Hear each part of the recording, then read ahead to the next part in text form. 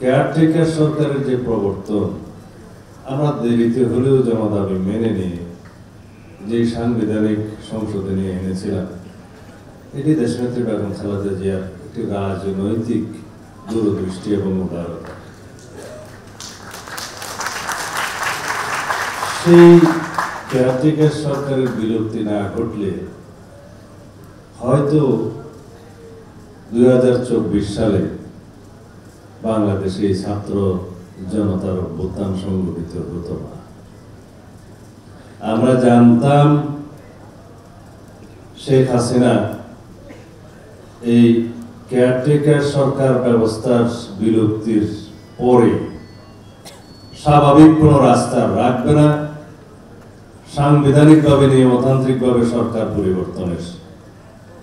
তাই হয়েছে, যদি কোনো স্বাভাবিক রাজনৈতিক পথ উন্মুক্ত না থাকে, সাংবিধানিক পথ উন্মুক্ত না থাকে, গণতান্ত্রিকভাবে সরকার পরিবর্তনের কোনো নিয়মতান্ত্রিক পন্থা উন্মুক্ত না থাকে, বন্ধ হয়ে যায়, তখন অস্বাভাবিক পন্থা অবশ্যম্ভাবী হয়ে যায় রাজনৈতিক পথ পরিবর্তনের জন্য। সেটাই হয়েছে।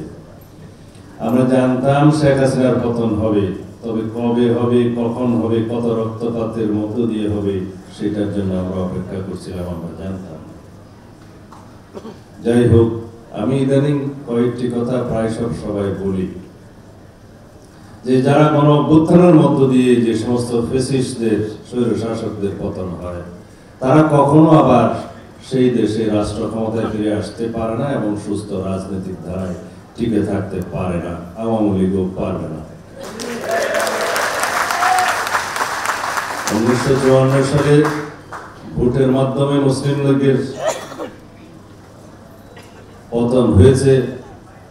1969 বাংলাদেশের এই ভূখণ্ডে, তৎকালীন পূর্ব পাকিস্তানে গণ অভ্যুত্থানের মধ্য দিয়ে আইয়ুব খানের পতন হয়েছে এবং পাকিস্তানের বিনাশ হয়েছে এবং তার সূত্র ধরে 2 বছরের মধ্যেই বাংলাদেশের স্বাধীনতা হয়েছে।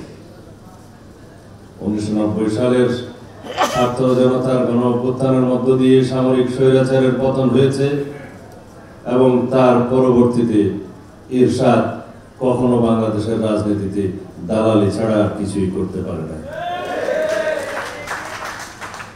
একইভাবে 2024-এর 5ই আগস্টের এই ভূখণ্ডে যে ছাত্র জনতার গণ অভ্যুত্থান সংগঠিত হয়েছে, সেটা দক্ষিণ এশিয়া এবং সমসাময়িক বিশ্বে সবচাইতে বড় রাজনৈতিক পট পরিবর্তনের একটি ইতিহাস। সুতরাং যদি আওয়ামী লীগ বাংলাদেশে আবার রাজনীতি করার সুযোগ পায়, তাহলে সেটা হবে আমাদেরই রাজনৈতিক কৌশলের ব্যর্থতা। ইদানিং আমি আরো একটা কথা প্রায় বলি যে আওয়ামী লীগকে শুধু সরকার রাস্তায় পুলিশ দিয়ে ঠেকালে হবে না, শুধুমাত্র আওয়ামী লীগের রাজনীতি নিষিদ্ধ চাই এরকম কিছু স্লোগান দিয়ে কিছু কিছু ছাত্র সংগঠন বললে হবে না। আওয়ামী লীগের বিরুদ্ধে মানুষ গ্রহণ করবে সেরকম রাজনৈতিক সংস্কৃতি আমাদেরকে চালু করতে হবে। কারণ সুষ্ঠু ধারার রাজনীতিকে দিয়েই অসুস্থ ধারার ফ্যাসিস্ট কলঙ্কিত রাজনীতিকে আমাদের বিতাড়িত করতে হবে, যেমন ভাবে গণ অভ্যুত্থান আওয়ামী লীগ বিতাড়িত হয়েছে। কেউ কেউ বলে যে আওয়ামী লীগকে আপনারা রাজনীতিতে কি অংশ নিতে দিবেন, নির্বাচন অংশ নিতে দিবেন? এই দুটা ভাইটাল কোয়েশ্চেন। সরকার আইন প্রণয়ন করেনি, আইন পরিবর্তনও করেনি। আওয়ামী লীগকে রাজনৈতিক দল হিসেবে বিচারের আওতায় এখনো আনেনি, আনার কোনো অবস্থাও দেখছি না, শুধু মুখে বলছি। যদি জনগণের কথা বলেন, জনগণ দুইভাবে কথা বলে। এক, জনগণ রাজপথে কথা বলে। 2, জনগণের সার্বভৌমত্ব প্রকাশ করে তাদের নির্বাচিত প্রতিনিধিদের মাধ্যমে সংসদের নির্বাচিত প্রতিনিধি পাঠিয়ে, এবং সেই নির্বাচিত প্রতিনিধিরা সার্বভৌম সেই পার্লামেন্টে তাদের সার্বভৌমত্বের পক্ষে কথা বলে, যার সার্বভৌমত্বকে নিয়ে কোনো আদালতে কোনো বিচার চলে না। সেই জন্যই সার্বভৌম সংসদ বলা হয়। প্রকৃতপক্ষে একমাত্র সাংবিধানিক সার্বভৌমত্ব হচ্ছে জনগণের। জনগণই হচ্ছে রাষ্ট্রের মালিক এবং জনগণেরই সার্বভৌমত্ব হচ্ছে রাষ্ট্রের সার্বভৌমত্ব। এবং সেই জনগণের সার্বভৌমত্ব বই প্রকাশ করতে পারে শুধুমাত্র হয় ব্যালটের মধ্য দিয়ে অথবা রাজপথে আন্দোলনের মধ্য দিয়ে তারা প্রকাশ করে। সেই প্রকাশ তো আওয়ামী লীগকে বিতাড়নের মধ্য দিয়ে আওয়ামী লীগকে প্রকাশ করে দিয়েছে জনগণ। জনগণ প্রত্যাখ্যান করেছে ছাত্র জনতার গণ অভ্যুত্থানের মধ্য দিয়ে বাংলাদেশে আওয়ামী লীগের কোন রাজনীতি চলবে না। 5ই আগস্ট নির্ধারণ হয়ে গেছে যে বাংলাদেশের মানুষ আওয়ামী লীগের শাসন চায় না, রাজনীতি চায় না, আওয়ামী লীগকে বাংলাদেশের এই ভূখণ্ডে মানুষ রাজনীতি করতে দেবে না। এটা হচ্ছে একরকম বহিঃপ্রকাশ। দ্বিতীয় সিদ্ধান্ত জনগণ দেবে যদি সংসদে ভোট দেওয়ার সুযোগ পায়। মাননীয় প্রধান উপদেষ্টা বলছে ডিসেম্বরের মধ্যে তারা নির্বাচন দিতে চায়। এখনো ইনিয়ে বিনিয়ে বলছে প্রকাশ্যে জোরালো ভাবে। হলো নির্বাচন হবে না আসছে? আচ্ছা, এখনো ইনিয়ে বিনিয়ে বলছে। আমি আহ্বান করব মাননীয় প্রধান উপদেষ্টা, আপনি নিয়ে বিনিয়ে আর বলার প্রয়োজন নেই। বিদেশি সংবাদ সংস্থাকে আপনি সাক্ষাৎকার দিয়ে বলতে পারেন যে আমরা ডিসেম্বরের মধ্যে নির্বাচন অনুষ্ঠানের জন্য চেষ্টা করছি। আপনি দেশে একটা সংবাদ সম্মেলন করে কেন রোডম্যাপ দিতে পারেন না? আপনি তো দেশে একটা সংবাদ সম্মেলন করে অফিসিয়ালি বলতে পারেন যে আমি এই তারিখের মধ্যে নির্বাচন অনুষ্ঠানের জন্য রোডম্যাপ ঘোষণা করছি। যদি আপনাদের সৎ উদ্দেশ্য থাকে আশা করি সেই কাজটা করবেন। বাকি যে সংস্কার কমিশনগুলোর রিপোর্ট আমাদেরকে দিয়েছেন সেগুলোর উপরে আমরা আপনাদের সাথে আলোচনা করব। আপনারা বলছেন জাতীয় ঐক্যমত্য কমিশন আপনার নেতৃত্বে হয়েছে, ওখানে আমরা যাব, একবার গিয়েছি, সেটা চলতে থাকবে। এই কাজ তো বন্ধ হবে না। সংস্কার 31 দফা আমরা প্রদান করেছি 2023 সালে বিএনপির পক্ষ থেকে আমাদের ভারপ্রাপ্ত চেয়ারম্যান জনাব তারেক রহমান। সেই সংস্কারের সাথে আপনাদের সংস্কার প্রস্তাবের খুব একটা বেশি অমিল নেই, কিন্তু যে সমস্ত বিষয়ে অমিল আছে সেগুলো নিয়ে কথা বলব। বাট তাতে আপনি নির্বাচনের রোডম্যাপ ঘোষণার জন্য অপেক্ষা করতে হবে সেটা মনে হয় না। যদি আপনারা কাউকে সময় দিতে চান, কাউকে অর্গানাইজ হতে দিতে চান বা অন্য কোনো উদ্দেশ্য থাকে সেটা অন্য কথা। যাই হোক, কালকে একটি রাজনৈতিক দলের শুভ সূচনা হয়েছে। আমরা আমাদের দলের পক্ষ থেকে জনাব রিজভী সাহেব গিয়েছিলেন,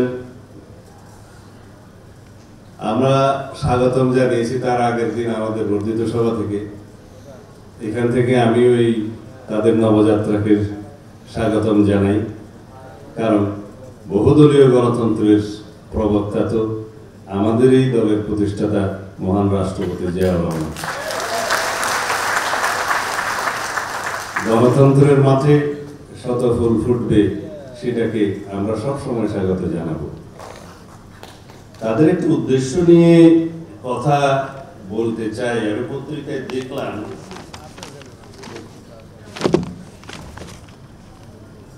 জাতীয় নাগরিক পার্টির অন্যতম লক্ষ্য সেকেন্ড রিপাবলিক প্রতিষ্ঠায় গণপরিষদ নির্বাচনের মাধ্যমে নতুন সংবিধান প্রণয়ন।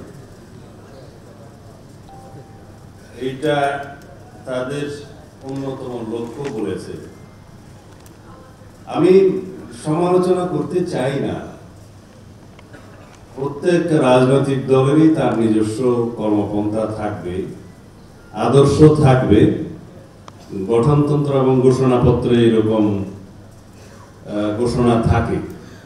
কেউ সমাজতন্ত্র চায়, কেউ অন্য কিছু চায়, কেউ হয়তো ধর্মভিত্তিক রাষ্ট্র প্রতিষ্ঠা করতে চায়। এরকম অনেক রকমের থাকে বিভিন্ন দলের রাজনৈতিক ঘোষণাপত্রে। কিন্তু আমি এই নতুন বন্ধুদের বলতে চাই, সেকেন্ড রিপাবলিক, আমাদের বর্তমান রিপাবলিক কি অসুস্থ হয়ে গেছে? সেকেন্ড রিপাবলিক কখন হয়? রিপাবলিকের লিটারাল মানে কি? রিপাবলিক হচ্ছে যেখানে নির্বাচিত প্রতিনিধিরা রাষ্ট্র পরিচালনা করবে, তাদের একটা নমিনাল অথবা elected head of the state থাকবে। সেটা কি আমাদের নেই? নতুন সংবিধানের জন্য আপনারা কথা বলছেন, নতুন সংবিধান যেটা হবে সেটা সংশোধনের মাধ্যমে, ব্যাপক সংশোধনের প্রস্তাব আপনারাও তো দিয়েছেন সংস্কার কমিশনে, আমরাও দিয়েছি। প্রয়োজনীয় গণতান্ত্রিক সংস্কার, বর্তমান জন আকাঙ্ক্ষা এবং 5ই আগস্টের ছাত্র গণ অভ্যুত্থানের যে প্রত্যাশা এবং আকাঙ্ক্ষা নিয়ে আমাদের সন্তানরা রক্ত দিয়েছে, সেই আকাঙ্ক্ষাকে ঊর্ধ্বে তুলে ধরে, তাদের চাহিদাকে, প্রত্যাশাকে তুলে ধরে আমাদের সেই সংশোধনীগুলো আমরা সাজিয়েছি। নতুন স্বাধীনতা এবং নতুন বাংলাদেশের যে তরুণদের চাহিদা, সেটাকে সামনে রেখে গুরুত্ব দিই। সেই সংবিধানের নাম যদি আপনারা নতুন সংবিধান দেন, ঠিক আছে, কিন্তু গণপরিষদ কেন বললেন আমরা বুঝলাম না। গণপরিষদের ইংরেজি নাম হচ্ছে কনস্টিটিউয়েন্ট অ্যাসেম্বলি, আগে যেটাকে মানুষ বলতো MCA, member of constituent assembly. এটা অলওয়েজ হয় মানে in the Inception of any independent country, যে সময় দেশে কোনো সংবিধান রচিত থাকে না, হাতে থাকে না, কোনো একটা নতুন রাষ্ট্র প্রতিষ্ঠা হয়, তখন গণপরিষদের প্রয়োজন হয়।